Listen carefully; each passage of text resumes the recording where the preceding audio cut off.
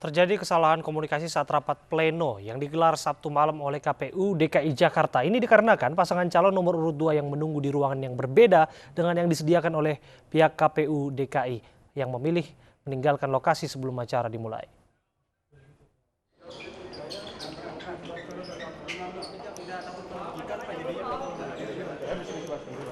Beginilah suasana di Hotel Borobudur Sabtu malam, seusai pasangan calon nomor urut 2 Basuki Cahayapurnama dan Jarod Saiful Hidayat memutuskan untuk walk out dari rapat pleno. Alasan pasangan calon gubernur dan wakil gubernur ini memutuskan untuk meninggalkan acara akibat rapat pleno yang tak kunjung digelar dan sudah melewati waktu yang disepakati. Basuki Jarod pun memutuskan untuk meninggalkan rapat pleno dengan alasan ada agenda lain yang harus dihadiri. Ya jam 8 kita pamit. Karena kita ikuti undangan. Dari target kita cuma 35%. Jadi ada peningkatan. Pada pilkada tahun 2015 kita hanya mencapai 41%.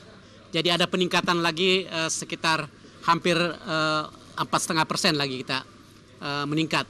Nah, mudah-mudahan pilkada 2018 itu kita optimis lebih besar lagi daripada yang sekarang. Mudah-mudahan kita bisa capai sekitar kurang lebih 50%. Nah, itu yang kami bahas.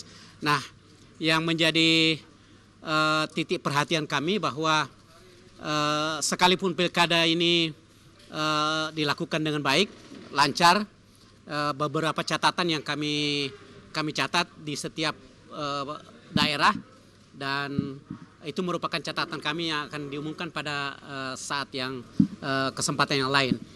Nah, evaluasi kami lakukan juga mengapa pasangan di daerah tertentu bisa berhasil, mengapa di pasangan di daerah lain tidak berhasil. Baru sampai di situ yang kami bahas, belum sampai kepada secara regional daerah per daerah, ya, khususnya DKI. DKI mungkin kita akan bahas dalam waktu singkat ini lagi. Kita agendakan karena waktunya memang sampai ditetapkan sampai jam 5 karena ada beberapa agenda lainnya. Nah, terpaksa rapat hanya menyelesaikan menyangkut masalah pilkada seluruh Indonesia dan kendala-kendala serta keuntungan-keuntungan yang kita miliki. Saya pikir itu baru hari ini. Itu belum, jadi itu akan kita bahas setelah pembahasan secara khusus untuk DKI. Kebetulan agendanya hari ini belum sampai kepada agenda DKI, jadi kita harapkan pada rapat berikutnya baru kita bisa lakukan. Dalam waktu singkat ini, ya karena kita kan ini kan April tanggal 19 kan, kita masih punya waktu, ya, dan saya pikir tolong sabar, pada saatnya nanti pasti Partai Demokrat menentukan sikap. Tetapi sekali lagi, yang majukan ini Mas AHY yang maju, dia yang berjuang di depan. Jadi perolehan suara itu 17% yang didukung oleh partai koalisi, tentu nanti pada akhirnya partai akan memberikan pandangan, tetapi pada akhirnya nanti AHY menentukan.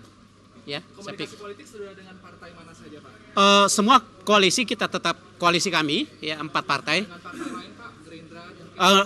Itu kan kalau dengan partai-partai lain itu kan komunikasinya itu sifatnya normatif saja, tidak ada komitmen khusus tentang putaran kedua.